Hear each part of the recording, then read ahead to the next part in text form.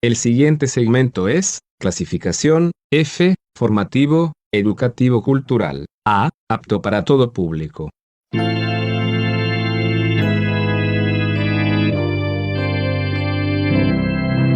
Bienvenido a Hora de Estudio Bíblico con nuestro maestro el Dr. Lehman Strauss. Este estudio es el resultado del tiempo personal con el Señor, el ministerio pastoral y la experiencia en conferencias bíblicas del Dr. Lehman Strauss.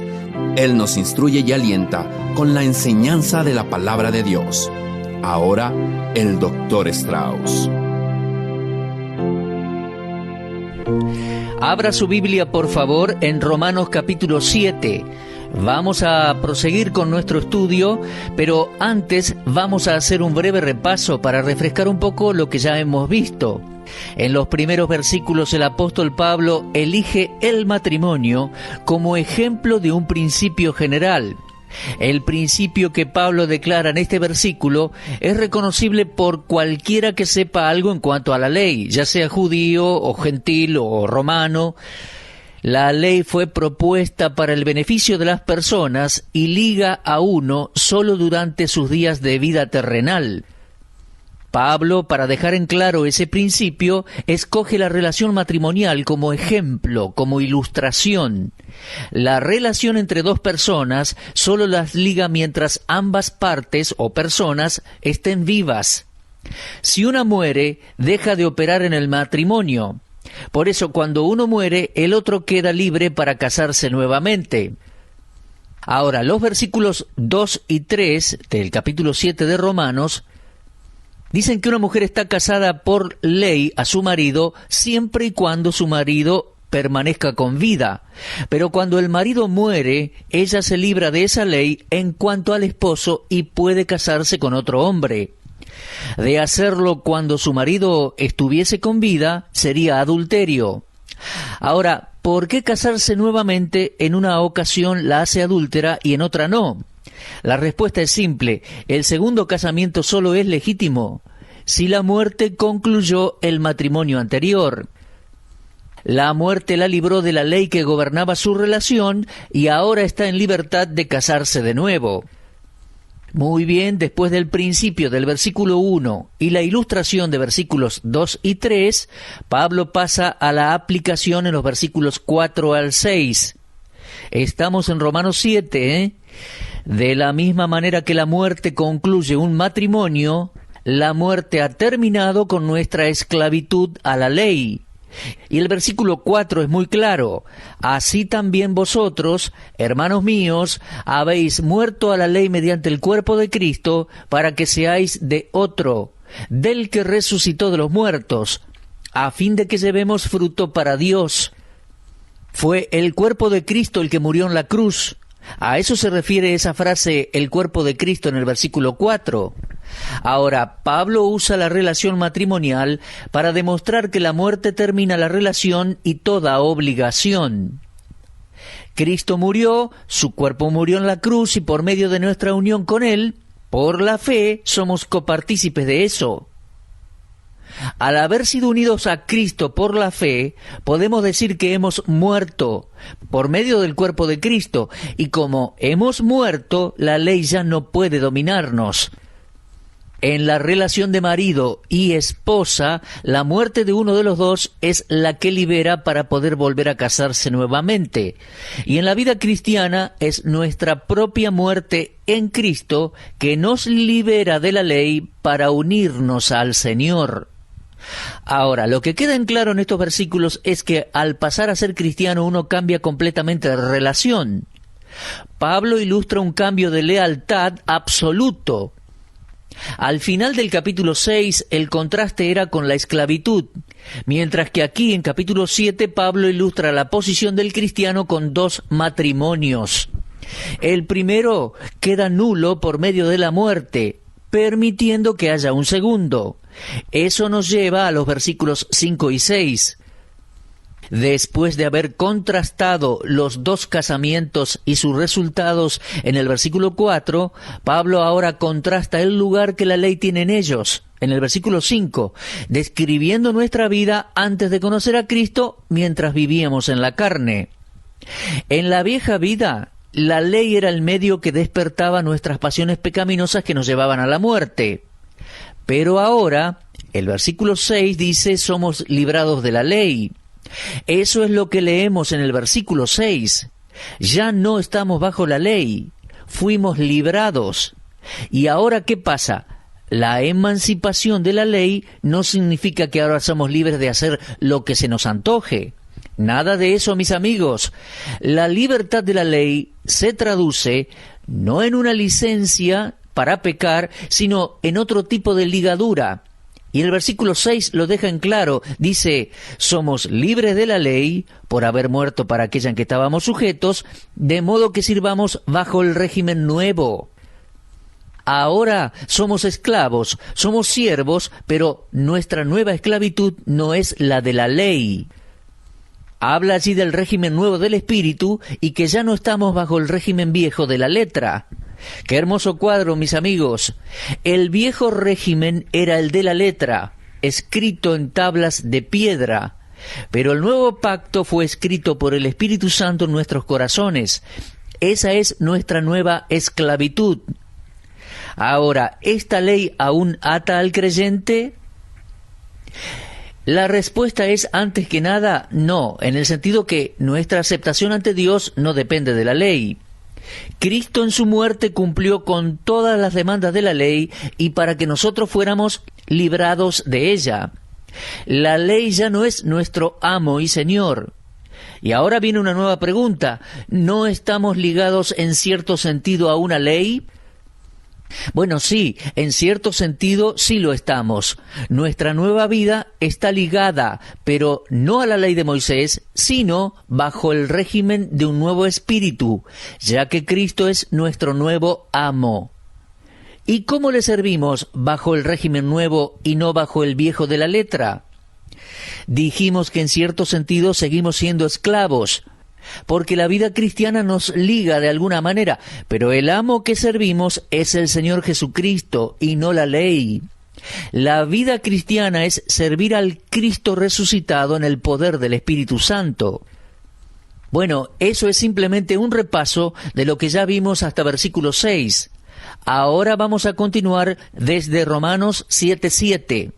Nos quedan 19 versículos en el capítulo y presentan un problema. Es la parte más problemática de la epístola de Romanos, Miren, varios hombres, y buenos hombres, competentes en las Escrituras y estudiosos, no se logran poner de acuerdo en lo que dice esta porción. Romanos 7:7 en adelante. Y hay cuestionamientos.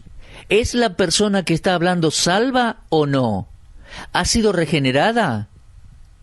Personalmente creo que estos versículos son una autobiografía. Creo que Pablo está escribiendo de su propia experiencia. Vemos pronombres personales, primera persona del singular. Pablo nos está dando su autobiografía espiritual y de esa manera abriendo su corazón y su alma. Pablo creo que estaba escribiendo de sí mismo. No obstante, Pablo escribe de su proceso mental y de sus luchas internas antes o después de su conversión. Bueno, la respuesta a esa pregunta creo que queda bien en claro en el versículo que vamos a estudiar hoy. En el párrafo que va desde versículos 7 al 13, él habla claramente de sí mismo en su estado sin regenerar, o sea, en su estado natural, antes de ser salvo, antes de haberse encontrado con el Señor en su camino a Damasco. Podemos ver cómo los verbos están en pasado, se refiere al pasado. Por ende, Pablo se refiere a una experiencia pasada y no presente. Eso en los versículos 7 al 14. Pero después, en la otra sección, versículos 14 al 25, notará que los verbos pasan al presente. Por lo que vemos, eso creo, que el apóstol está en una lucha como creyente, en los versículos 14 al 25.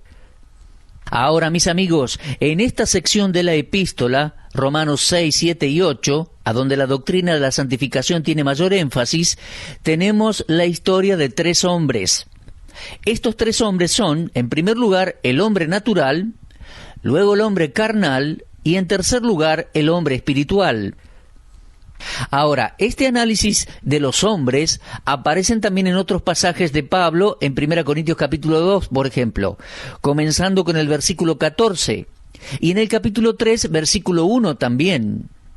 En 1 Corintios 2:14 leemos así: el hombre natural, o sea, el inconverso, no percibe las cosas que son del Espíritu de Dios, porque para él son locura, y no las puede entender porque se han de discernir espiritualmente. Luego agrega en el versículo 15, en cambio el espiritual juzga todas las cosas. Ahora pasemos a 1 Corintios 3:1. Leemos: de manera que yo, hermanos, no pude hablarles como a espirituales, sino como a carnales, como a niños en Cristo. Bueno, mis amigos, en este pasaje tenemos tres hombres: el hombre natural, el hombre espiritual y el hombre carnal. Entonces aquí tenemos tres categorías de hombres, y todas las personas, donde sea, caen en una de ellas. No obstante, ninguna persona puede estar en dos de estas categorías a la vez. Si usted es un hombre natural, en el estado natural, sin regenerar, estado en el cual todos llegamos a este mundo, no es ni carnal ni espiritual. Usted, mi amigo, no es salvo. Permítame repetirlo. Si usted no es salvo, es un hombre natural. No es ni carnal ni espiritual. Simplemente está perdido y no es un hijo de Dios. Ahora, si usted es una persona carnal, ya no es más natural, en el sentido que ya ha sido regenerada y es salva. Una persona carnal, de acuerdo a 1 Corintios 3, es una persona salva. Leemos allí 1 Corintios 3:1 de nuevo. De manera que yo, hermanos, no pude hablaros como a espirituales, sino como a carnales, como a niños en Cristo. ¿Lo ha notado? Él los llama hermanos y los llama niños en Cristo. Por lo tanto son salvos, pero los llama carnales. Ahora, estos creyentes no vivían entregados al Señor. El hombre carnal es un creyente, pero que no ha sido librado del poder de la carne. Ahora, ¿quién es el hombre espiritual? Bueno, el hombre espiritual es el creyente que está completamente entregado a Dios y que vive según el Espíritu Santo. Según leemos en Romanos 8:6, y que es guiado por el Espíritu Santo, Romanos 8:14, y que piensa en las cosas espirituales, según Romanos 8:6. Ahora, esta parte de Romanos que habla de santificación, comenzando con el capítulo 7 y versículo 7, nos da estas tres categorías. Vemos al hombre natural en el versículo 7 al 13. Y en esa sección vamos a ver algo en cuanto a la debilidad de la ley. Tenga en mente que este capítulo habla de la santificación. La ley se menciona con frecuencia, pero no se olvide de la santificación. Vamos a comenzar allí leyendo en Romanos 7:7. Dice: ¿qué diremos, pues? ¿La ley es pecado? En ninguna manera. Pero yo no conocí el pecado sino por la ley, porque tampoco conocería la codicia si la ley no dijera, no codiciarás. Este pasaje es, a mi juicio, uno de los más profundos y más emotivos del Nuevo Testamento. Trata el estado del hombre natural. El Espíritu Santo guió al apóstol Pablo a hablar de manera personal, y lo que él dice es una realidad en todos nosotros. En este pasaje vemos tres movimientos impulsados por tres palabras: ley, pecado y yo. La palabra ley aparece unas 12 veces, la palabra pecado unas 9 veces y el pronombre personal yo unas 5 veces. Ahora, Pablo comienza defendiendo la ley. En las primeras palabras que menciona, habla de la ley, en el versículo 7. Él dijo algunas cosas bastante fuertes en cuanto a la ley. Por ejemplo, en el capítulo 3, versículo 20, dice que por las obras de la ley ningún ser humano será justificado delante de él, delante de Dios. En el versículo 21 dice: aparte de la ley se ha manifestado la justicia de Dios. En Romanos 3:28 dice: el hombre es justificado por la fe sin las obras de la ley. En Romanos 4:14 dijo, porque si los que son de la ley son los herederos, vana resulta la fe. En el versículo 15 dijo, pues la ley produce ira. Y en Romanos 6:14 dice, no estáis bajo la ley, sino bajo la gracia. Y luego en Romanos 7:6 dice, ahora estamos libres de la ley. Mis amigos, podemos ver cuán natural es que surja la pregunta, ¿la ley es pecado? La declaración que deja a muchos perplejos es, porque el pecado no se enseñoreará de vosotros, pues no estáis bajo la ley, sino bajo la gracia. Eso leemos en Romanos 6:14. Ahora, para algunos, esto solo significa que la libertad de la ley significa libertad del pecado, o que el que vive bajo la ley se está sometiendo al pecado. Por eso la pregunta, ¿la ley es pecado? La respuesta a esa pregunta es en ninguna manera. La ley no es pecado. Y en el versículo 12 de este capítulo, Pablo describe la ley como santa y el mandamiento santo, justo y bueno. Mis oyentes, la ley revela el carácter mismo de Dios y su naturaleza al dejar al descubierto el verdadero carácter del pecado. La ley es intrínsecamente buena, ya que su origen es de Dios. Pablo en ningún momento desaprueba la ley. Ahora, Pablo defiende la ley aún más al decir, pero yo no conocí el pecado sino por la ley, porque tampoco conocería la codicia si la ley no dijera, no codiciarás. ¿Se da cuenta? Es por medio de la ley que conocemos el pecado. Y Pablo cita a modo de ilustración el 10º mandamiento que dice, no codiciarás. Y ese mandamiento aparece en Éxodo 20:17 y en Deuteronomio 5:21. Pablo dice, no conocería la codicia si la ley no me dijera, no codiciarás. Antes que Dios le diera la ley al hombre, el hombre no sabía que esto estaba mal. Pero después que Dios dijo, no codiciarás, el hombre supo que era un deseo pecaminoso desear las posesiones de otros. Aquí tenemos la relación íntima entre la ley y el pecado. Si la ley no existiese, el pecado no sería pecado. La codicia siempre ha sido parte de nuestra naturaleza caída, pero no lo veíamos como pecado. ¿Se dio cuenta que Pablo escogió el mandamiento que resalta un pecado que no es abiertamente maligno? Él no eligió no matarás, uno sabe que eso es malo. Tampoco escogió no cometerás adulterio. Toda mujer sabe que está mal irse con otro hombre que no es su esposo. No hace falta que la ley lo diga, casi, ¿no? Pero Pablo escoge un mandamiento que no es externo. Se trata de algo secreto del corazón. Ahora, ¿qué sucede cuando la ley aparece y dice, no codiciarás? Bueno, ciertamente no podemos decir que la aparición de la ley causa que el pecado desaparezca. Al contrario, ese pecado aparece como extremadamente pecaminoso. Leemos allí en Romanos 7:13, «Luego lo que es bueno vino a ser muerte para mí». En ninguna manera. El pecado, para mostrarse pecado, produjo en mí la muerte por medio de lo que es bueno, a fin de que, por el mandamiento, el pecado llegase a ser sobremanera pecaminoso. Ahora, la codicia llega a ser sobremanera pecaminosa. ¿Y cómo lo sabemos? Bueno, el versículo 9 de Romanos 7 dice, «Venido el mandamiento, el pecado revivió y yo morí». El pecado estaba muerto hasta que vino la ley y lo hizo visible, ya que el versículo 8 dice, sin la ley el pecado está muerto. En otras palabras, por medio de la ley es el conocimiento del pecado, como leíamos en Romanos 3:20. Eso es todo, la ley no salva. Ya lo leíamos en Romanos 3:20 y lo vuelvo a leer, ya que por las obras de la ley ningún ser humano será justificado delante de él, porque por medio de la ley es el conocimiento del pecado. Mis amigos, supongamos que me encuentro con un hombre que está en dificultades, con el agua hasta el cuello, y está gritando y pidiendo auxilio. Yo sería la última persona en poder ayudarlo porque soy muy mal nadador.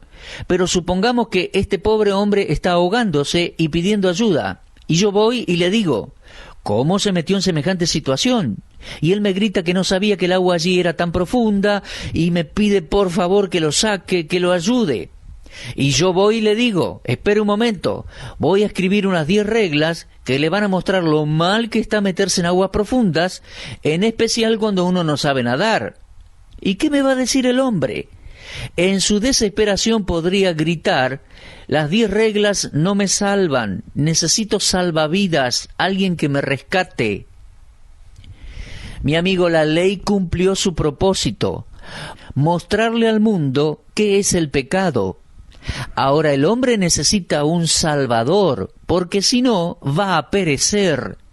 El mundo no necesita a alguien que le lea unas cuantas reglas o leyes, dictaminando qué está bien y qué está mal.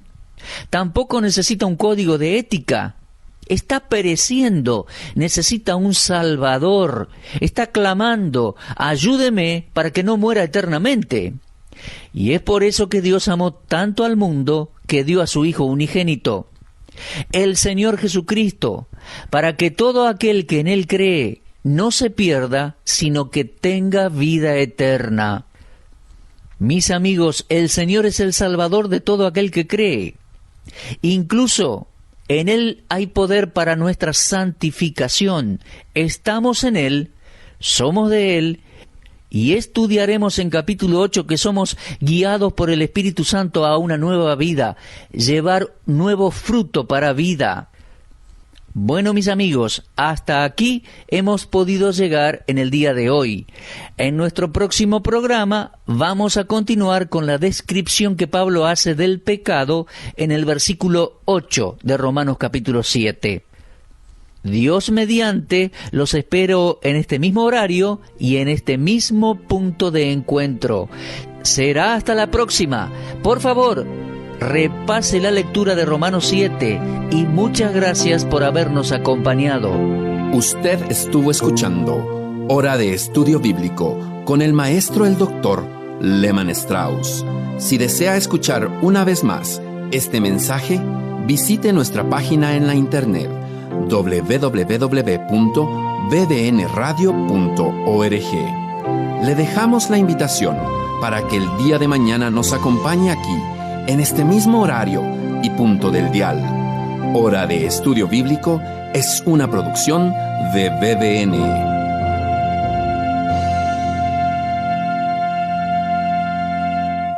Ingrese a nuestra sala de chat para hacer la consulta espiritual que desee. www.bbnchat.org. Este es un servicio totalmente gratis. Muchas gracias. Somos sus amigos de BBN.